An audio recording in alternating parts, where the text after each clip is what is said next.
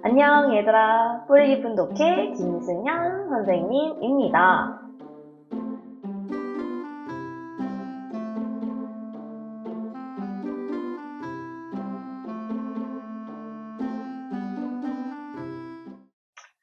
와 얘들아, 우리 삼국, 고구려, 백제, 신라 세 개 국가의 특징과 또 이 삼국의 발전 과정을 아주 긴 시간 동안 꼼꼼히 살펴봐 왔는데요.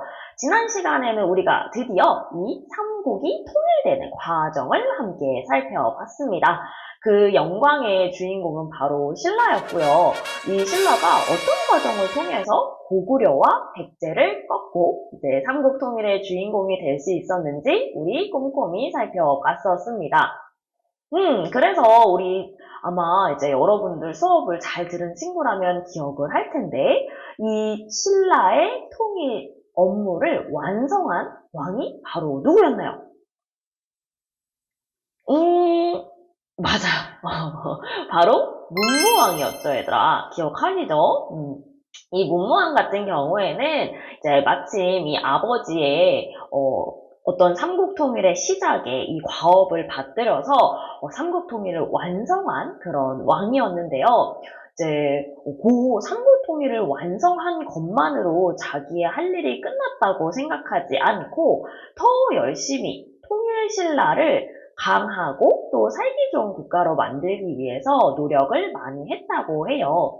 대표적으로 하나 일화를 좀 이야기하면 이 통일신라에는 여전히 골칫거리가 하나 있었는데 바로 외나라, 그러니까 우리 외나라 기억나죠? 그 일본, 지금 현재 일본 외나라부터 건너오는 이런 도적들이 굉장히 문제였대. 그래서 그 바다를 타고 이렇게 막 넘어온 외나라 사람들이 우리 신라 사람들을 굉장히 괴롭혔다는 거야. 그래서 문무왕은 그런 외나라의 도적들, 외부를 퇴치하는 데 굉장히 공을 많이 들였는데, 본인이 이제 죽고 나서도 오죽하면 동해바다에서 자신의 장례식을 치러달라고 이야기할 정도였다고 합니다. 죽어서까지도 이제 외나라에서 쳐들어오는 이런 도적들을 본인이 이제 무찔러 주겠다. 그러니 나를 동해바다에 묻어줘라. 이렇게 이야기했다는 거예요.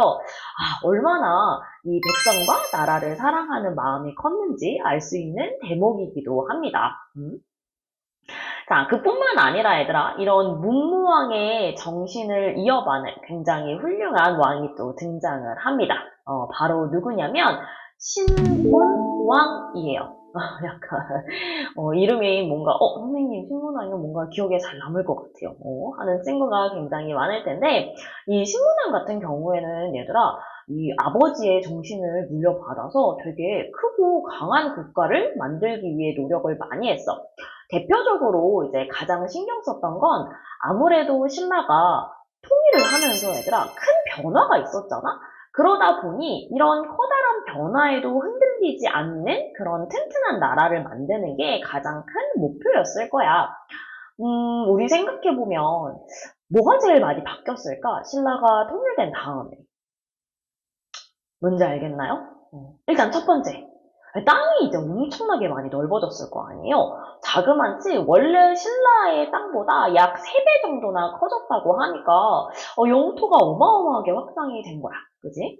그리고 두 번째. 그러니까 영토가 확장이 된 만큼 그 안에 살고 있는 백성도 엄청나게 많이 늘었겠지. 옛날에야 이제 신라가 조금 이제 작았을 때는 그 지역을 왕이 혼자서 충분히 통제하고 다스릴 수 있었지만 이제 땅덩어리도 넓어지고 백성들도 굉장히 많아지니까 뭔가 수가 필요했던 거죠.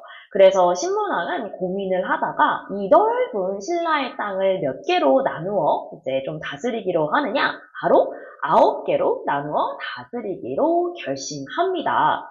우리 오늘날에도 마찬가지인데 얘들아 대한민국이라고 하는 땅을 대통령이 모두 혼자서 다 컨트롤할 수는 없잖아요. 그러니 각각의 이제 지자체가 있는 것이고 또 그 안에는 더 이제 업무를 이제 효율적으로 볼 수 있는 그런 시스템이 마련이 되어 있잖아. 비슷하다고 생각하면 됩니다. 그래서 전국을 9개의 주로 나누어서 이제 통치를 하게 되고요. 그 주 안에는 또 군이라든지 현이라든지 더 작은 이제 시스템을 만들어서 나라를 잘 다스릴 수 있도록 만들게 된 겁니다. 그리고 여기서 더 나아가서 신라의 수도가 얘들아 경주였잖아요. 근데 우리나라 지도를 좀 보면 경주라고 하는 지역이 되게 이제 구석에 위치해 있거든? 그러다 보니까 수도의 이런 역할이 이제 좀 멀리까지 뻗어나가기에는 부족함이 있었던 거야. 그래서 이 신문왕은 무슨 생각을 하냐면 작은 수도를 조금 더 만들어야겠다라고 이야기를 하는 거야. 그래서 수도는 수도인데 작은 수도, 즉 소경을 5개 만들게 됩니다. 그러면 아까 구주 만들었던 것처럼 이 5개로 어떻게 보면 이제 나눠진 이 작은 수도들이 각각 지역에서 뭔가 나라를 다스리는데 더 큰 도움이 될 수 있도록 하는 거죠. 그래서 말로만 뭐 작은 수도다 이렇게 이야기한 게 아니라 그 작은 수도에는 실제로 신라의 이제 왕족을 보내서 좀 다스릴 수 있도록 그렇게 조치를 취했다고 해요. 그럼 선생님, 이런 것들을 하면 아까부터 선생님이 나라를 더 잘 다스릴 수 있어, 나라를 안정시킬 수 있어 라고 이야기하는데 왜 나라를 그럼 이렇게 조금 쪼개서 통치를 하는 게 도움이 되나요? 라고 물어보시면 그렇게 이야기할 수 있을 것 같아. 새롭게 신라에 편입된 지역도 있을 거고, 또 원래부터 이제 신라의 지역인 그런 곳도 있을 텐데, 어느 지역이든 간에 얘들아, 직접 만약에 이제 신라의 왕족이 와서 이제 지역을 조금 다스리는 데 일조를 한다면, 첫 번째로 보호받는 느낌도 충분히 들 거고요. 그리고 또 반대로 어쩌면 감시받는 기분이 조금 느껴질 수 있잖아. 그래서 일석이조로 그 지역의 백성들을 잘 보살피면서도 혹시 모를 반란에 대비하는 그런 효과까지 나타나게 된 거죠. 자, 이해 가셨나요? 자, 그래서 얘들아, 오늘은 조금 간단하게 제가 통일신라가 된 이후에 이런 신라의 상황을 조금 말씀을 드렸는데요. 오늘 영상을 좀 간단하게 찍은 이유는 여러분도 아시다시피 이 영상을 보고 와야 되는 그 주에는 정말 중요한 우리 뿌리 깊은 독해 시험이 있습니다. 그죠? 그래서 이때까지 배운 내용을 조금 복습을 해오셔야 될 거예요. 그죠? 우리 맨 처음에 배웠던 이제 구석기, 신석기, 기억나지, 얘들아? 그런 이제 선사시대부터 또 이후에 고조선이라든지, 그지? 간단하게 배웠던 연맹국가라든지, 그리고 아까 처음 영상 시작했을 때 이야기했던 고구려, 백제, 신라의 특징이라든지 발전 과정이라든지 등등등 머릿속에 저장해둬야 될 것들이 꽤나 많이 쌓였거든요.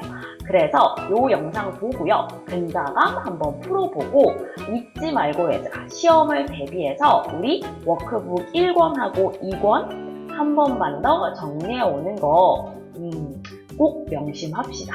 아셨죠? 자, 오늘도 고생했고요. 그럼 우리 다음 주에 웃는 얼굴로 만났습니다.